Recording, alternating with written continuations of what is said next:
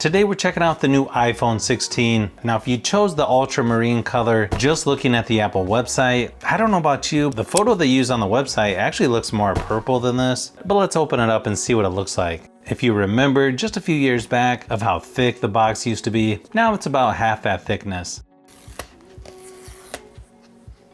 Okay, inside the box, this actually does look a little bit closer to what's on the website. The actual phone itself does have more purple than I thought it would. Maybe it's the lighting, but I've seen videos where this actually looks a lot more blue, even more than what the box shows. Looks like they're doing a braided cable now for the USB-C to USB-C charging cable. Quick start guide, safety and warranty information. This one has a matte finish. The logo is really shiny though. I feel like the camera setup does look a little more modern that way though. Nice thing about this kind of back, you don't really get any fingerprints on it. It's got a matte finish going around the edge. Pretty nice color here. It's just a slightly different color going around the edges. Kind of changes color depending on the lighting. You can also see the new camera button. Kind of looks like a fingerprint scanner really.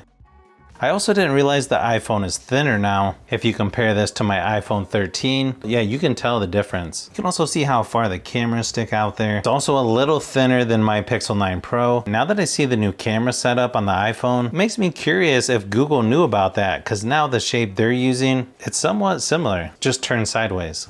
This phone only weighs 169 grams, where the iPhone 13 is 193 grams, just over 200 grams for the Pixel 9 Pro.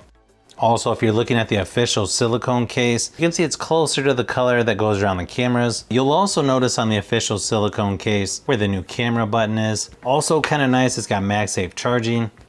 Nice felt-like material on the inside. Definitely seems a little more blue for the silicone case, where the blue that goes around the cameras is transparent, so the color kind of changes. I'll also be doing the best cases for the new iPhone 16, hopefully within the next couple days. Of course, with the new iOS 18, you can customize a lot more stuff than on the previous iPhones. Of course, you have Face ID.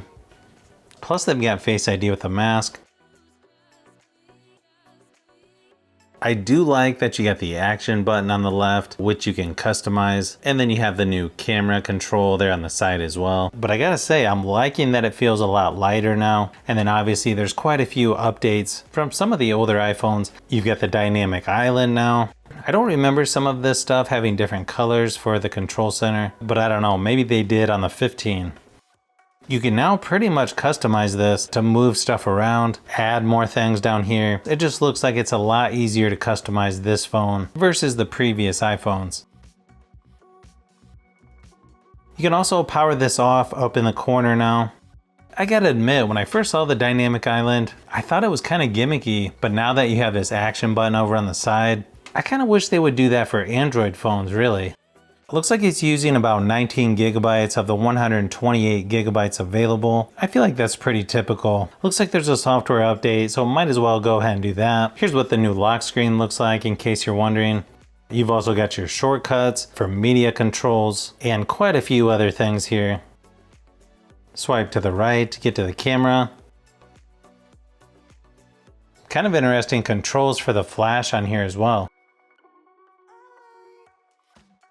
As far as the wallpapers go, you've got a dynamic version. You can see there's different colors of the default wallpaper. Then it looks like pretty similar wallpapers to the previous iPhones as well.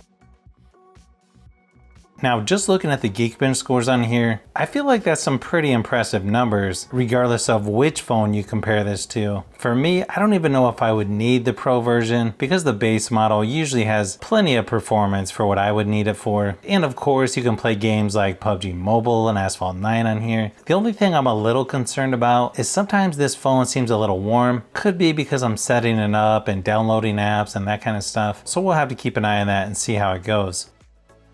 Now you wouldn't think the battery life on here is that great, considering they made the iPhone thinner, but after running my typical battery drain test, this thing lasted about 17 hours. I would have to do some checking, but that might be a record on battery life for devices that I've tested. Needless to say, you're gonna have really good battery life with this one. I feel like the speakers on here are sort of what you would expect. They're not super loud. It might be a little bit louder than my Pixel 9 Pro. Here's a quick sample just to give you an idea of what it sounds like. But I've known you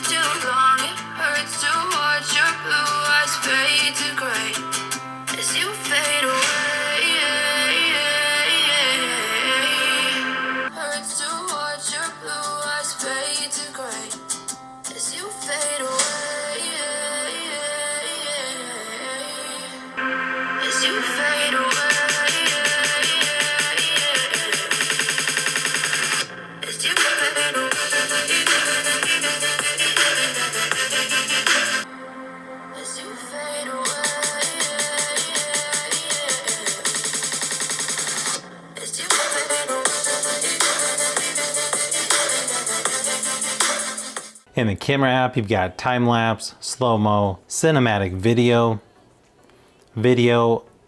photo. Also has photographic styles. Okay, it just looks like filters.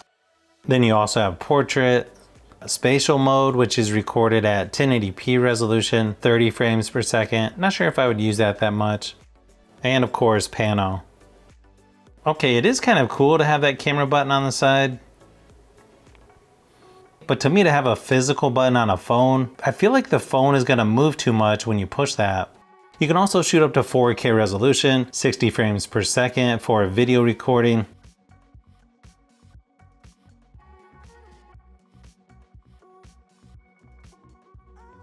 It's a little strange to me, but this phone's already getting kind of hot, so it does concern me a little bit.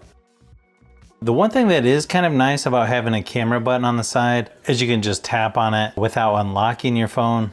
I just wouldn't mess with this real quick. Using this on a tripod, you have to be kind of careful where you put the mount because any kind of pressure on that button kind of messes things up. Here's a few samples of photo and video just to give you an idea of what to expect on the new iPhone 16.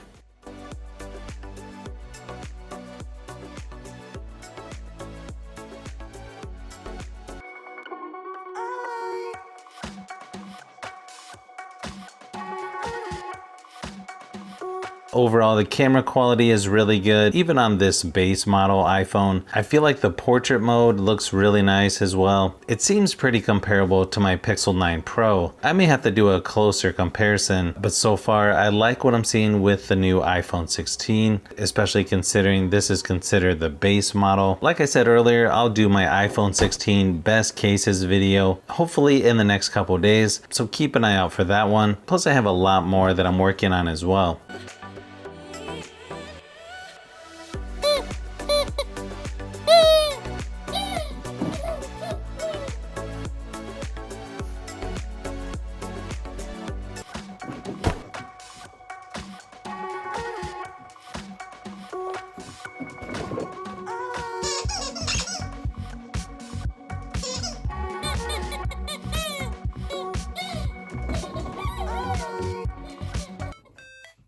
So if you've made it this far into the video, you may want to say thanks by subscribing, and don't forget to give a thumbs up if this video was helpful. This is Brian from Fishbee Productions. Thanks for watching, and I'll see you on the next one.